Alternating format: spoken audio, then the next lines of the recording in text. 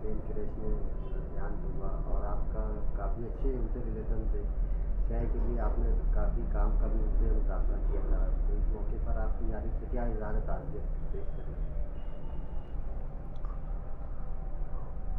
मैं तो मेरी तरफ से, मेरी फैमिली की ओर से और मालेगांव शहर और खुसूसन महाराष्ट्र राज्य की तरफ से उन्हें श्रद्धांजलि पहले पेश करता हूँ। जो हुआ बहुत दिल को धचका लगने वाला और गम की लहर पसरने वाला वाक़या हुआ। वो एक ऐसे लीडर थे महाराष्ट्र के, और अब तो भारत देश के लीडर माने जाने लगे थे।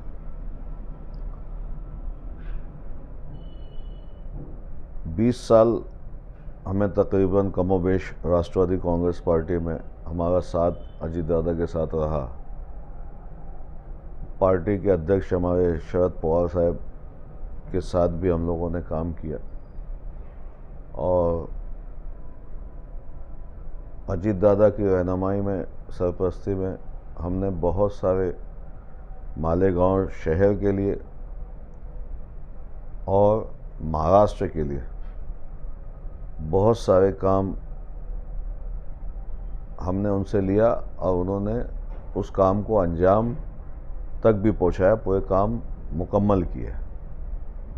एक ऐसा लीडर जो सुबह 7 बजे से जनता दरबार बॉम्बे के अंदर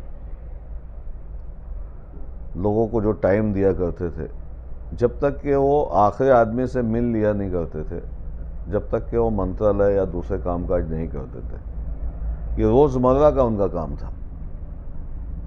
अब आप बताइए, सुबह 7 बजे से जो आदमी उठता है और रात के 12-1 बजे तक घर पे काम करते करते जाता है, तो वो आदमी कितना मुफीद होगा महाराष्ट्र के जनता के लिए।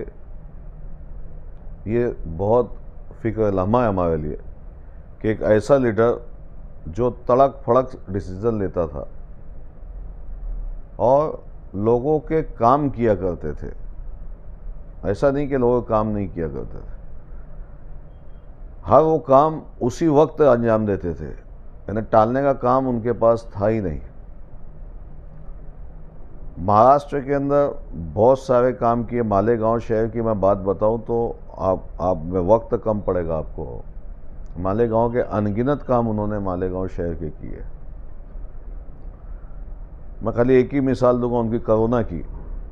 कोरोना में जब हमने उनसे फ़ोन पे बात की, उन्होंने राजेश टोपे साहब को भेजा, और यहाँ पे जो दवाखाने, हॉस्पिटल, मेडिकल सब बंद हो गए थे, उनको शुरू करने के आदेश अजीत दादा पवार साहब ने कोविड के अंदर इस काम को अंजाम दिया। और लाड़की बहना योजना, एसटी के अंदर किराए कम, ऐसे बहुत सारे जो फ़ायदे आवाम को मिलना चाहिए, आवाम को उन्होंने वो फ़ायदा दिया। आज हमने एक बहुत अच्छा नेता हमारे बीच में से चले गए, उनकी याद हमें बहुत आएगी। और ये जो प्लेन क्रैश हुआ है, ये बॉम्बे से प्लेन निकला, बारामती पहुंचा जहाँ उनको जाना था, और बारामती का लोगों का बोलना ऐसा है, और जो वैज्ञानिक लोग हैं, कि वो पूरे बारामती का एक राउंड लेता है और लैंडिंग नहीं कर पाया, और लैंडिंग नहीं कर पाने की वजह से ये हादसा का शिकार प्लेन हुआ। अब इसमें गलती किसकी है? कि पायलट्स की इसमें गलती है कि वो लैंडिंग नहीं कर पाया। एक वीआईपी पर्सन उसके अंदर थे और लैंडिंग फ्लाइट नहीं कर पा रहा, तो ये कहीं ना कहीं किसी का ना किसी का दोष ज़रूर है। हम महाराष्ट्र सरकार से और सेंट्रल की सरकार से ये अपील करते हैं कि इसकी पूरी चौकसी होना चाहिए।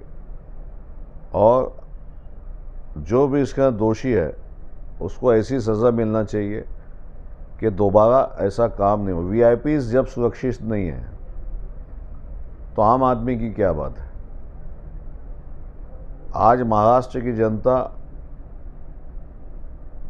में एक दुख का माहौल है। वो एक ऐसे लीडर थे जो एक लोकप्रिय नेता थे और उनकी लोकप्रियता जो है पूरे महाराष्ट्र, पूरे भारत के अंदर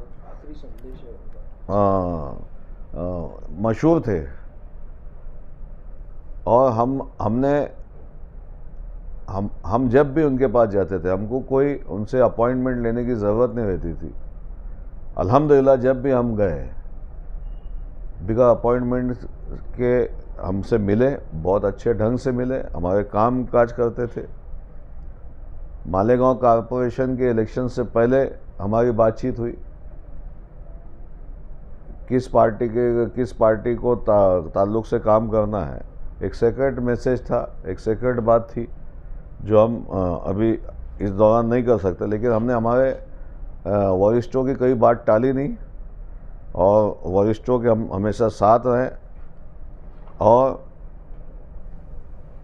उनका एक आखिरी संदेश मैं आपके माध्यम से देना चाहता हूँ। उन्होंने जो आखिरी का संदेश दिया कि राजकारण लय वांगड आहे, तुम्ही धंदा पाणी करा, मस्तपैकी रहा, मुलांना चांगले शिकवा आणि निर्वयसनी रहा। ये उनका आखिरी संदेश था। तो हम मालेगांव शहर की ओर से राष्ट्रवादी कांग्रेस पार्टी अल्पसंख्यक महाराष्ट्र प्रदेश का मैं उपाध्यक्ष हूँ, उसके नाते, और हमारी नेशनल फैमिली, नेशनल ग्रुप और मालेगांव शहरियों की तरफ से और महाराष्ट्र की जनता की तरफ से उनको बहुत बहुत श्रद्धांजलि पेश करता हूँ। और हम जो है वो अजीत दादा का परिवार जो है वो हमारा परिवार है।